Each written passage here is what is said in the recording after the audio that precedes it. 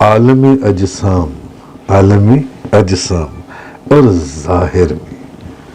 ظاہر میں اب عالم اجسام جسموں میں ایک پہلے آیا، دوسرا اس کے بعد آیا، تیسرا اس کے بعد آیا، چوتھا اس کے بعد آیا، پانچواں اس کے بعد آیا جی۔ اور ظاہر میں ایک عالم اجسام میں اور دوسرا ظاہر میں ایک بندہ پہلے اندر انٹر ہو رہا ہے، دوسرا بعد میں ہو رہا ہے، تیسرا اس کے بعد ہو رہا ہے، چوتھا اس کے بعد، پانچواں اس کے بعد ہو رہا ہے۔ تو عالم اجسام میں اور ظاہر میں تو حضرت آدم علیہ السلام ہی پہلے انسان ہیں یا نہیں؟ پہلے انسان ہیں اور اللہ کے خلیفہ ہیں، لیکن حقیقت میں اول خلق اور اللہ کے خلیفہ اعظم سیدنا حضرت محمد رسول اللہ صلی اللہ علیہ وسلم، نبی کریم صلی اللہ علیہ وسلم۔ حقیقت میں اول کون ہے؟ نبی کریم صلی اللہ علیہ وسلم جی۔ هو الاول والآخر والظاہر والباطن۔ شیخ عبدالحق محدث دہلوی فرماتے ہیں کہ اس کے اندر اگر خدا کی حمد ہے تو نبی کریم صلی اللہ علیہ وسلم کی نعت بھی ہے اس کے اندر جی۔ تو اب بظاہر پہلے کون آیا؟ حضرت آدم علیہ السلام۔ اجسام میں اور بظاہر دیکھنے میں پہلے آنے والے وہ ہیں، مگر حقیقت میں پہلے نبی کریم صلی اللہ علیہ وسلم ہے۔ جیسے حضرت جابر نے حضور سے پوچھا کہ یا رسول اللہ، ہر چیز کی تخلیق سے پہلے خدا نے کیا چیز تخلیق کی؟ حضور نے فرمایا یا جابر ان اللہ تبارک و تعالی خلق قبل الاشیاء نور نبی کا من نور ہی۔ اے جابر، اللہ نے ہر چیز کو تخلیق کرنے سے پہلے تیرے نبی کے نور کو اپنے نور سے تخلیق کیا۔ تو اصل میں تو اول حضور نبی پاک صلی اللہ علیہ وسلم ہے۔ بظاہر دیکھنے میں حضرت آدم علیہ السلام نظر آ رہی ہیں جی۔ خلافت حضرت آدم علیہ السلام کو دی جا رہی ہے، جبکہ خلیفہ اعظم اصل تو خلافت ہے ہی نبی کریم صلی اللہ علیہ وسلم کے پاس، جن کا صدقہ یہ ساری خلافتیں تقسیم ہوئی۔ جیسے ہم نے کل کی حدیثوں میں وہ پڑھا تھا کہ جب حضرت آدم علیہ السلام کی توبہ قبول ہوئی تو جن کلمات کے اوپر ان کی توبہ قبول ہوئی تو فرمایا گیا تم نے سچ کہا، یہ مجھے مخلوق میں سب سے زیادہ محبوب ہے، اور جب تم نے ان کے وسیلے سے سوال کیا تو میں نے تم کو بخش دیا، اور اے آدم اگر محمد نہ ہوتے تو میں تم کو بھی نہ پیدا کرتا۔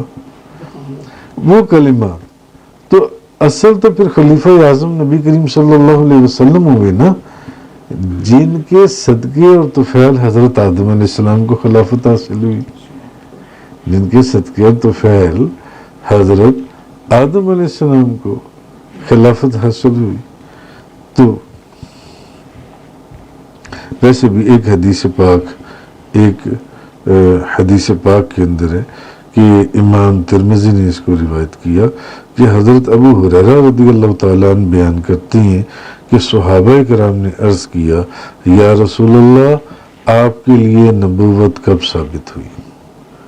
یا رسول اللہ آپ کے لیے نبوت کب ثابت ہوئی؟ آپ نے فرمایا کہ میں اس وقت بھی نبی تھا جب آدم علیہ السلام روح اور جسم کے درمیان میں تھی۔ حضرت امام راضی فرماتے ہیں کہ فرشتوں کو جو یہ حکم دیا گیا تھا کہ وہ حضرت آدم علیہ السلام کو سجدہ کریں تو اس کی وجہ کیا تھی؟ آپ فرماتے ہیں اس کی وجہ یہ تھی کہ اس وقت حضرت آدم علیہ السلام کی پیشانی میں نبی کریم صلی اللہ علیہ وسلم کا نور تھا، کیونکہ حضور کا نور حضرت آدم علیہ السلام کی پیشانی میں تھا، اس لیے فرشتوں کو حکم دیا گیا تھا کہ حضرت آدم علیہ السلام کو سجدہ کریں، اس لیے یہ حکم دیا گیا تھا۔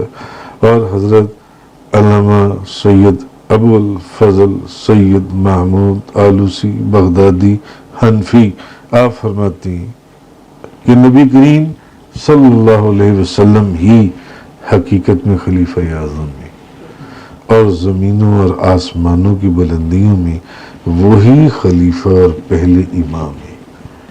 حضور ہی پہلے خلیفہ ہیں، حضور ہی پہلے امام ہیں، اور حضور ہی زمینوں اور آسمانوں کی بلندیوں میں اللہ کی خلافت اور امامت سے سرفراز فرمائے گئے، اور حضور ہی خلیفہ اعظم ہے، حضور ہی خلیفہ اعظم ہے۔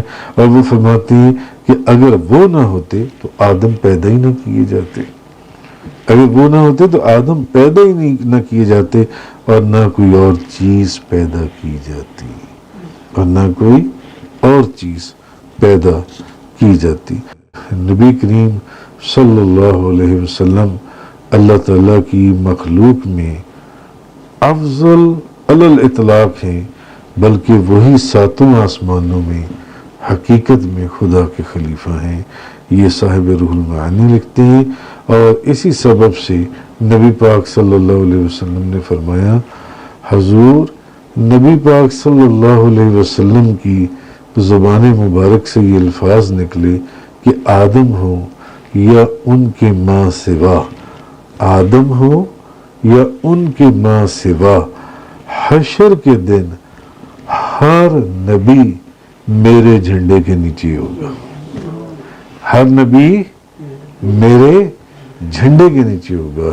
تو جس دن اللہ کے حضور کسی نبی کو شفاعت کا حوصلہ نہیں ہوگا، جس دن اللہ کے حضور کسی نبی کو شفاعت کا حوصلہ نہیں ہوگا، اور صرف آپ ہی مقام محمود پر فائز ہوں گے، صرف نبی کریم صلی اللہ علیہ وسلم مقام محمود پر فائز ہوں گے، آپ ہی کوثر کے ساقی ہوں گے، اور آپ ہی شفاعت کبریٰ فرمائیں گے، اور ساری خلقت بما انبیاء کرام کی آپ ہی کی طرف رجوع کرے گی، آپ ہی کی طرف رجوع کرے گی، اور اس دن آپ کا خلیفۃ اللہ العظم ہونے کا ظہور تام